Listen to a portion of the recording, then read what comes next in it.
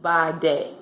And it's funny that she's talking about rainfalls here, because one of the things that I thought about was this whole notion. I know that it's happening in the political realm right now, where if you voice any concern, right, about what is happening with our politics, if you voice any concern about the policies that are being rolled out very quickly, if you voice any concern about the people that are being chosen to lead cabinets and to lead state departments, right?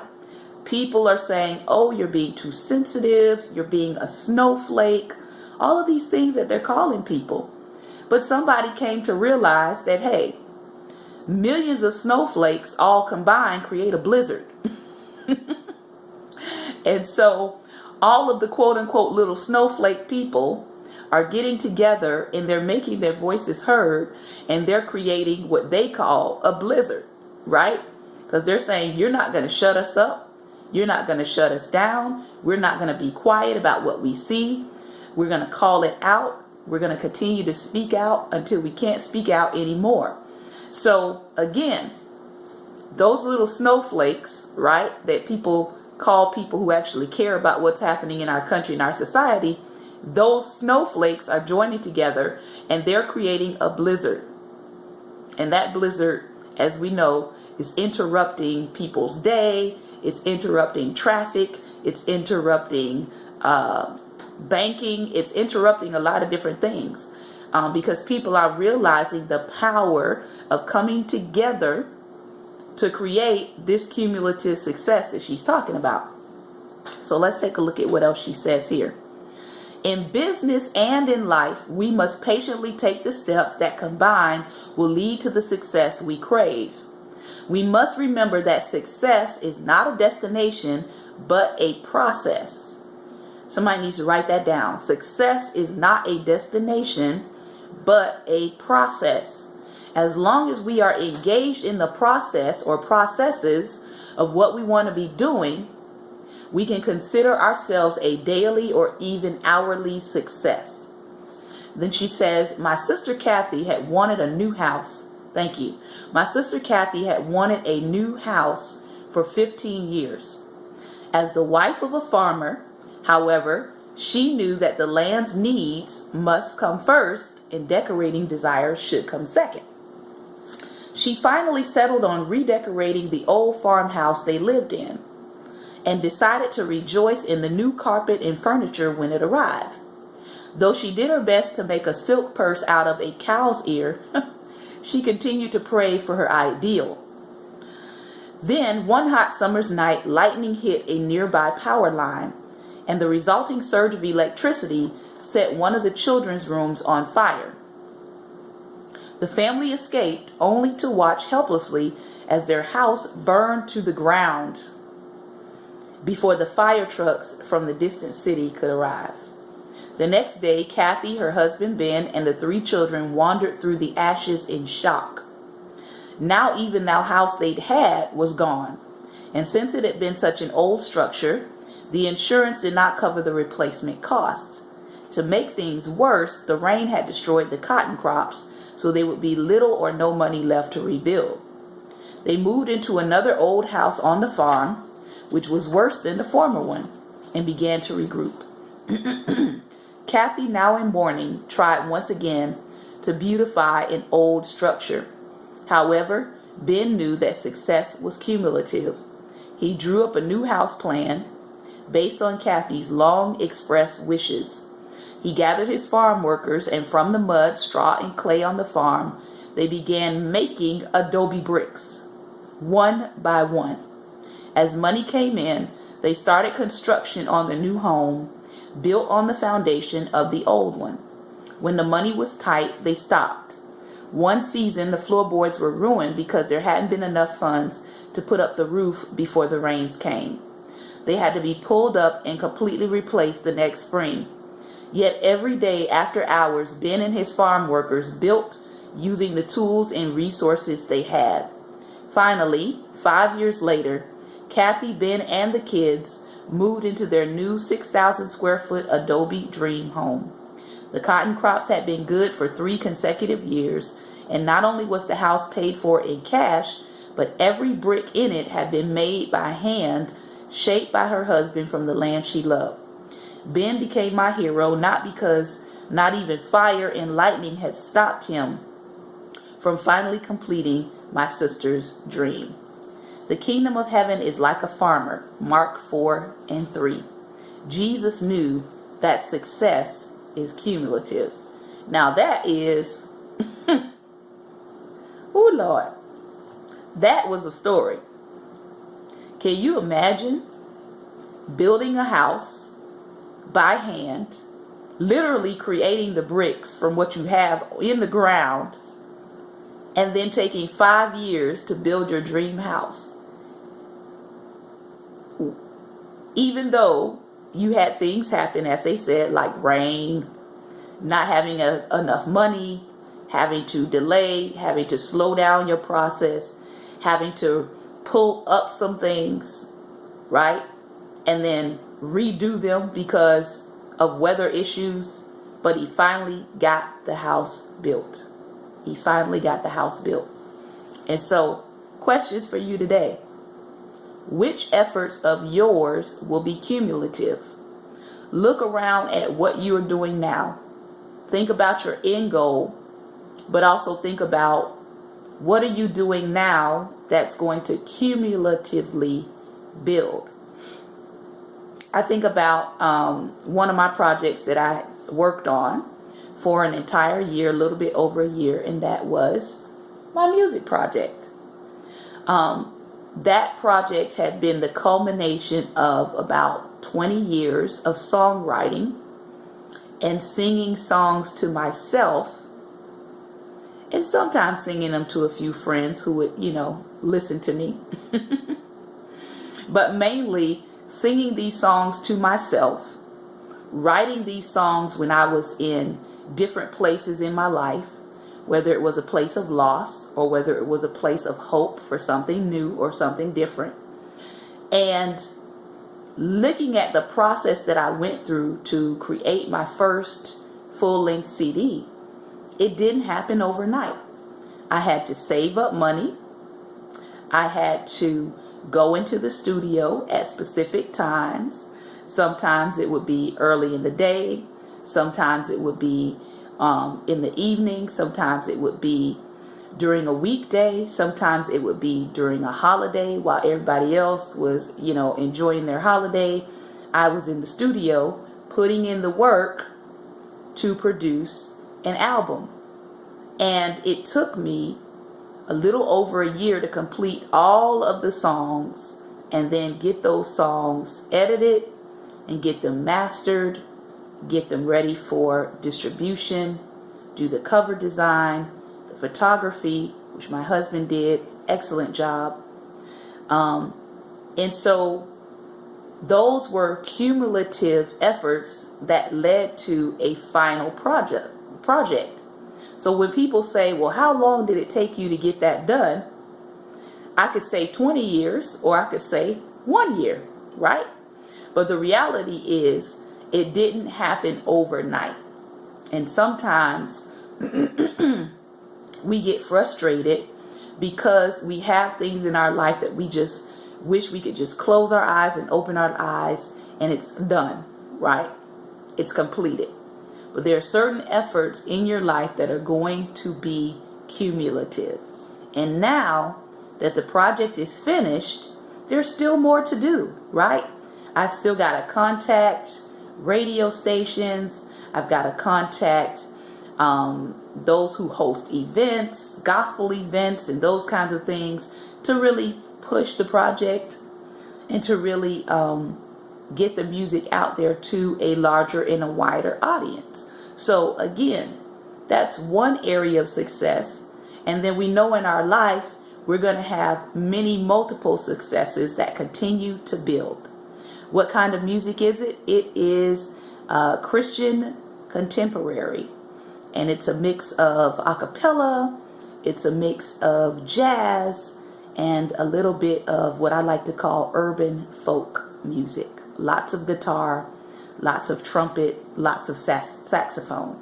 So it's very relaxing. It's more meditative in sound than it is, kind of rock out. I call it meditational drive time music, music that makes you think.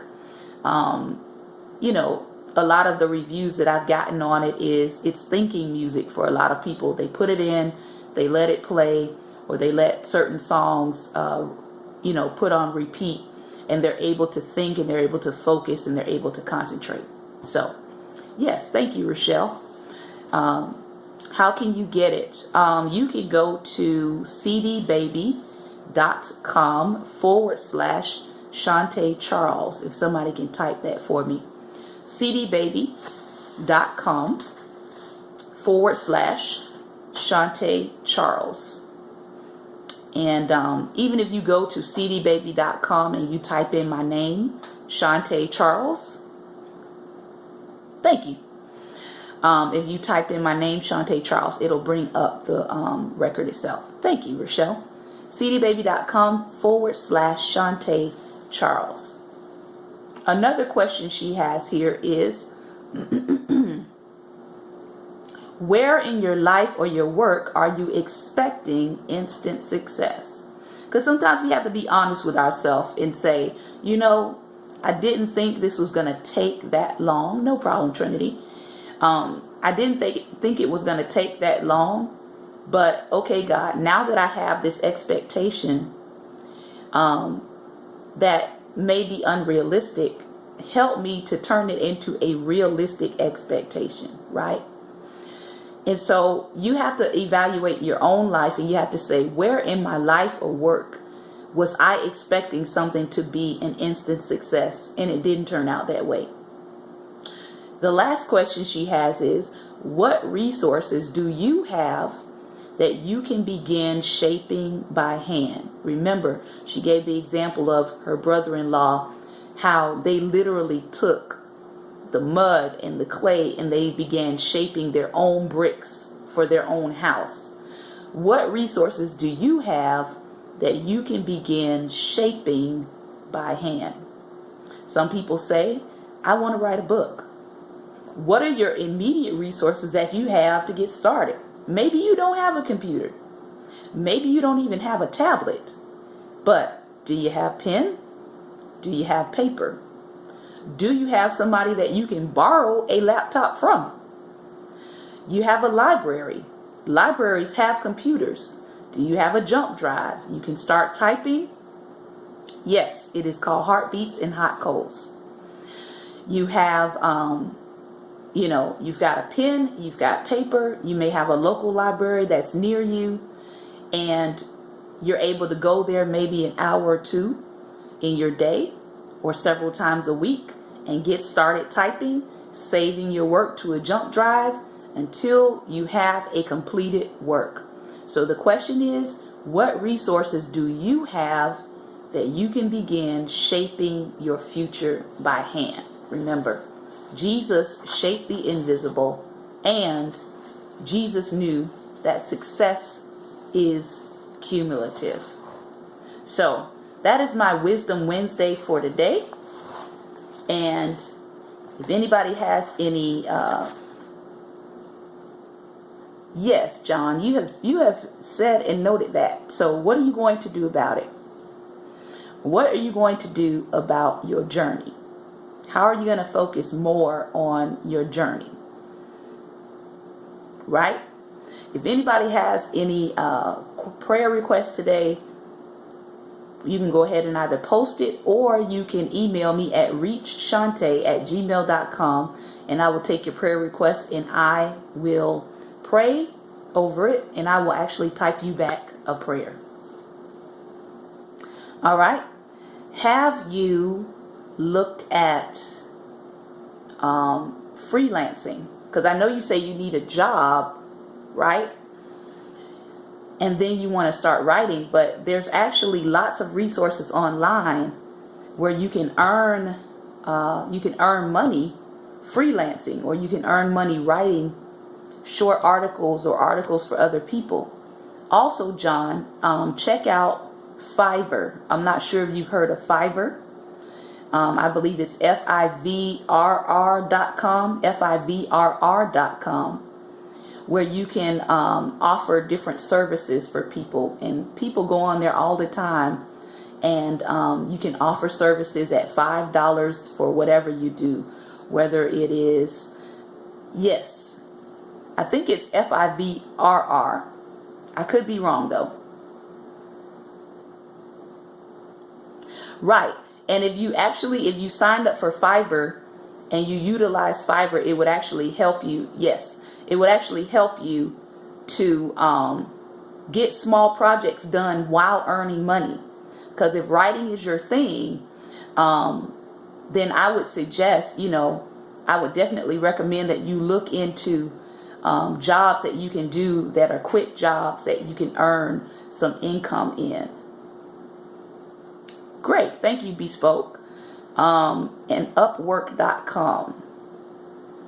And if you go back through my my Periscopes on Financial Wealth Friday last week, I gave out several different sources where you can earn income from home, and there's very little that you have to do in those places to earn the income. So I do understand that this is an economy that has forced people definitely to think outside of the box. It has forced people to think outside of the box. Are our comments afterwards? I don't understand that question. All right. So again, Miss Available. I'm not quite sure what you're asking, Yvette. But again, if you go to my previous Periscopes, you can scroll down and you'll see the one that says Financial Wealth Friday. And if I'm correct, I think it was episode either 14 or 15. And you'll see it'll say Financial Wealth Friday. And it will... Yeah, you need to stop waiting, John. You need to stop waiting. And definitely you need to make sure that you're utilizing your gifts and your skills. You seem like a very wise man. I don't know you personally, but you seem like you have lots of wealth of wisdom stored up on the inside of you that needs to get out. Oh, are the comments seen after the live broadcast? I'm not sure. Sometimes they show up. It depends with Periscope. Sometimes they show up and sometimes they don't. But I would recommend that you write down the sites, Upwork.com and Fiverr.com. Okay. All right. And then again, I went over several different sites where you can work from home and earn income. There's one I think I talked about that was just simply all you have to do is fill out surveys and they pay you for the surveys that you take. If you're a person that's inquisitive, and likes to answer questions, that would be a perfect extra earning income or income earning period. All right. So thank you guys for participating in Wisdom Wednesday today. I hope that I said something that was encouraging, and I hope that you would begin to use your ability to begin to shape the invisible in your life. And that you will remember that success is cumulative, but also don't forget to celebrate your small successes on the way. Thank you. All right. You guys have a great and wonderful day. Take care and God bless.